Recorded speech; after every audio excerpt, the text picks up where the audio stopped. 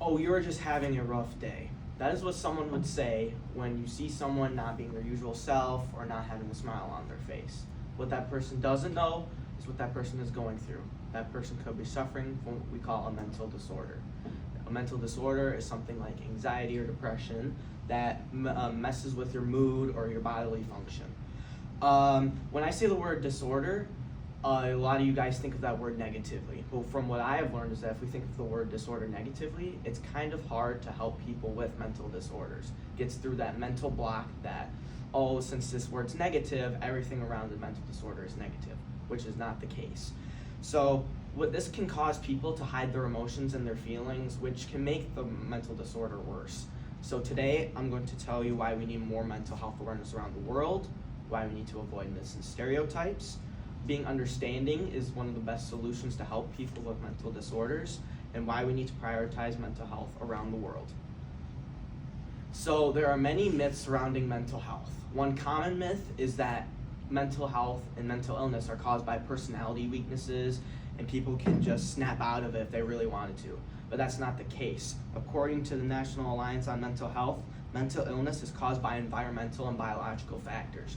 So because their environment isn't the best to help support them, it can cause their mental health to differ, and their mental illness also could be brought down from generation to generation through their family. Another myth is that people are just sad and not depressed. Well, depression is very serious and it can disrupt the bodily function of your bodies. So it's kind of hard for people to just be sad and not depressed. So another myth is that people fake mental illness for for attention. So people can't really choose to have a mental illness or a mental disorder, just like how people can't choose to have a physical sickness, like how people can't choose to have COVID, the common flu, or strep throat. So it's not really easy to relate to people with these type of mental disorders because you don't have the same thing as they are, but that doesn't mean that their problem isn't real. Being understanding is one of the best solutions to help mental health awareness. Listening is a key factor to help people get through their mental disorder. That actively listening really helps, keeping that actively engaged eye contact, making sure that you're active in their conversation really helps people get through what they're going through. And through my personal experience, when I go through a rough patch and I had someone to talk to, it really helped me get through what I was going through. So just having that person to talk to and them being understanding and listening really helped me get through what I was going through. Stereotypes are your guys' worst enemy, your perception's worst enemy on mental illness.